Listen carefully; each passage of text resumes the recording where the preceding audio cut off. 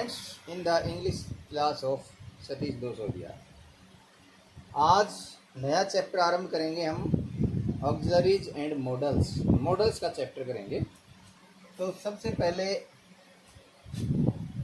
Chapter करने से पहले मैं आपको उसके बारे में एक उसका सारा इंट्रोडक्शन बता देता हूँ, उसकी भूमिका बताता हूँ, किस प्रकार से कहाँ से शुरुआत होती है और क्या होती हैं ये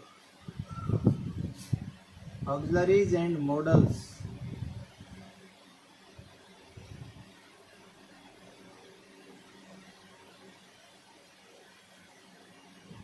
या मॉडल एक्सिलरीज भी बोल देते हैं।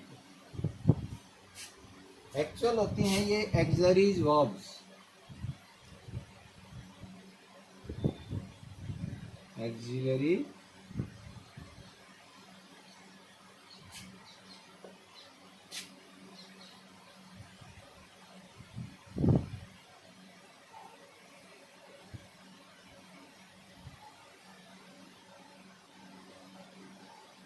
वर्ब्स। एक्सिलरीज वर्ब्स जो होती हैं वो दो प्रकार की होती हैं। नंबर एक, प्राइमरी एक्सिलरीज।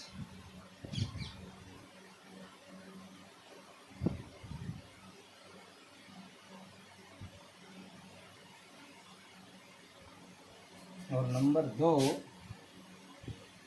Model auxiliaries.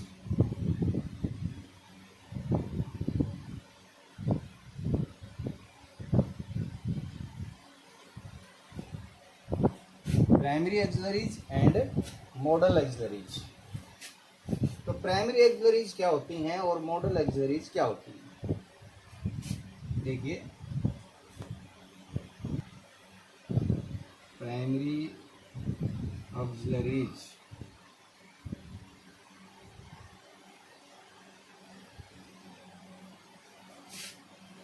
ये क्या होती हैं?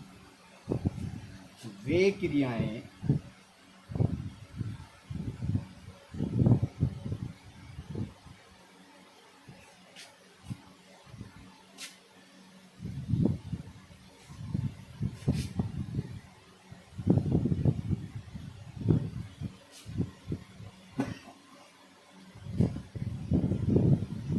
ऑक्सिलरीज वर्ब्स की परिभाषा बता दूं मैं पहले। इनको हेल्पिंग वर्ब्स भी बोलते हैं। ऑक्सिलरीज वर्ब्स जो होती हैं इनको हम हेल्पिंग वर्ब्स भी बोल देते हैं। सहायक क्रियाएं, यानी वे सहायक क्रियाएं जो मुख्य क्रिया से पहले आकर के क्रिया का अर्थ पूर्ण करें, वाक्य का अर्थ पूर्ण करें, वो ऑक्सिलरीज वर्ब्स कहलाती हैं। अब ये देखिए, वे क्रियाएं जो कर्ता के रूप और वचन के अनुसार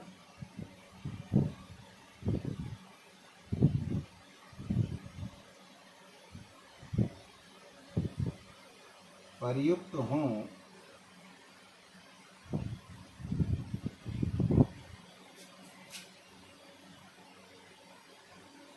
प्राइमरी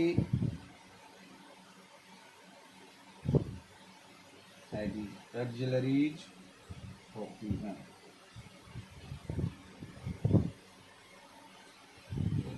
यानी the verbs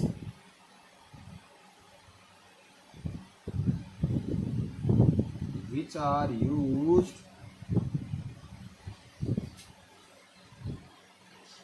according to the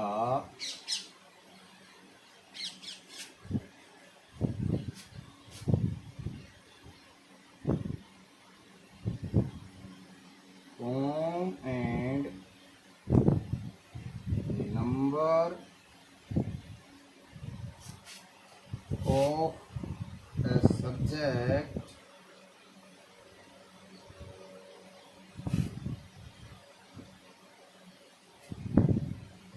are called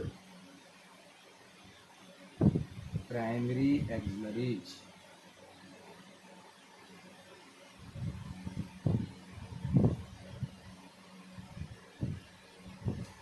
यानी वे क्रियाएं जो कर्ता के रूप और वचन के अनुसार प्रयुक्त हों वो प्राइमरी ऑक्सिलरीज होती है। डू, बी,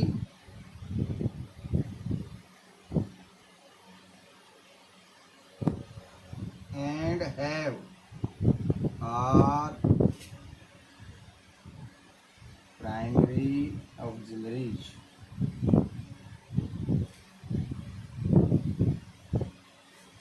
डू, बी और हैव ये जो क्रियाएं हैं ये प्राइमरी ऑक्सिलरीज होती है। डू का मतलब हो गया डू और डज। डिड। बी का मतलब हो गया is, am, are, was, were.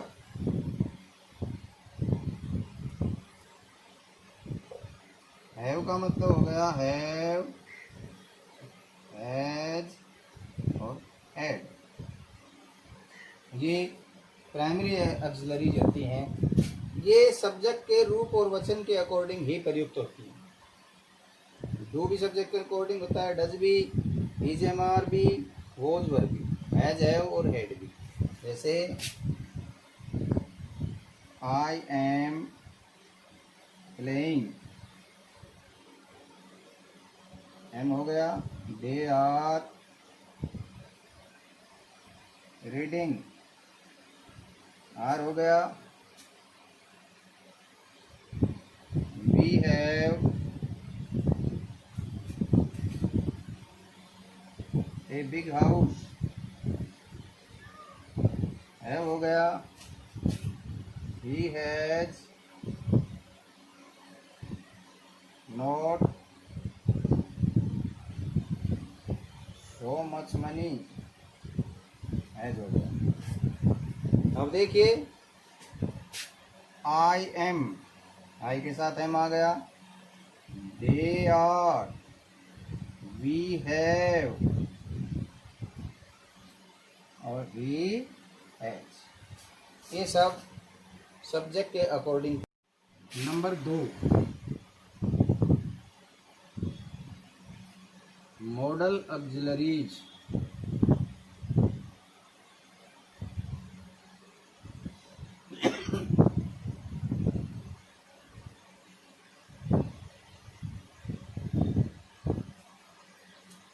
Model auxiliaries क्या होती हैं?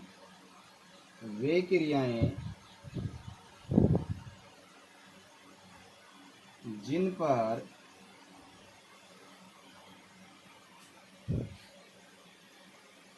कर्ता के रूप और वचन का कोई प्रभाव न पड़े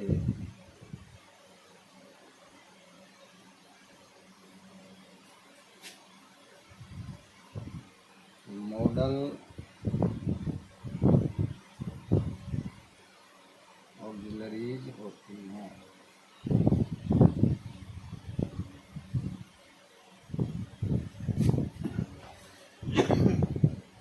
The verbs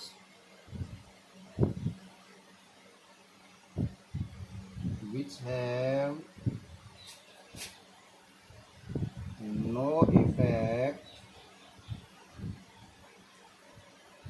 of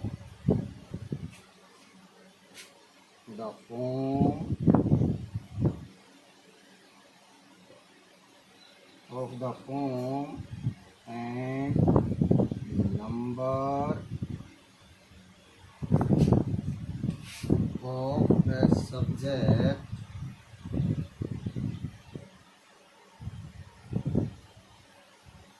are called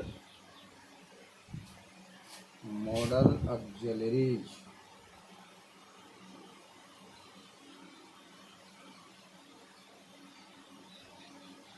यानी वे क्रियाएं या सहायक क्रियाएं जिन पर सब्जेक्ट के रूप और वचन का कोई प्रभाव ना पड़े, वो मॉडल ऑक्सिलरीज होती है। Shall should, will, could, can, could, may, might,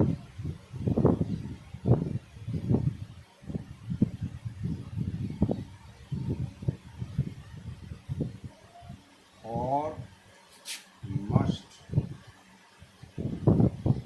etc. are modal auxiliaries.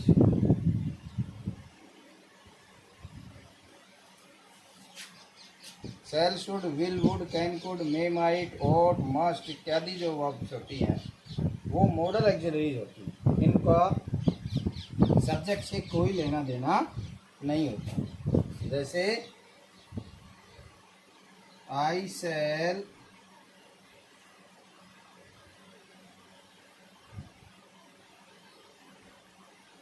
go to the market tomorrow,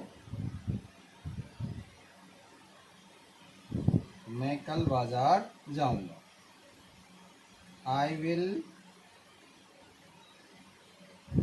help you, मैं आपकी सहायता करूंगा। ये भी देखिए दोनों में सब्जेक्ट सेम है, लेकिन मॉडल ऑक्सिलरीज हैं ये अलग अलग है। सेम सब्जेक्ट के लिए अलग अलग हेल्पिंग वर्ड्स मॉडल ऑक्सिलरीज प्रयुक्त होती हैं। इससे इनका कोई लेना देना नहीं होता। या जैसे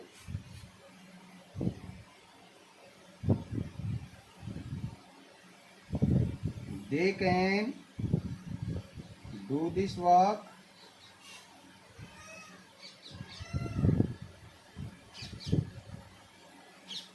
I can do this work। अब यहाँ फिर वही बात आ रही है, सब्जेक्ट अलग अलग हैं किंतु मॉडल ऑक्सिलरी है ये सेम है। तो इसका मतलब इनका सब्जेक्ट से कोई लेना देना नहीं होता। ये हो गई हमारी मॉडल ऑक्सिलरीज। अब कल से हमारा जो चैप्टर है मॉडल्स यानी मॉडल ऑक्सिलरीज, ये चैप्टर हम करेंगे कल से मॉडल्स। ये कल होगा। आशा है आपको ये चीज़ें समझ में आ गई होंगी। कल से हम इनकी शुरुआत करेंगे। मैं फिर कहता हूँ कि आप चैनल को इंग्लिश ग्रामर बाय सतीश दोसोदिया इसको सब्सक्राइब करना ना भूलें, शेयर करना ना भूलें, लाइक करना ना भूलें और इसका भरपूर लाभ उठाना भी ना भूलें। Thank you.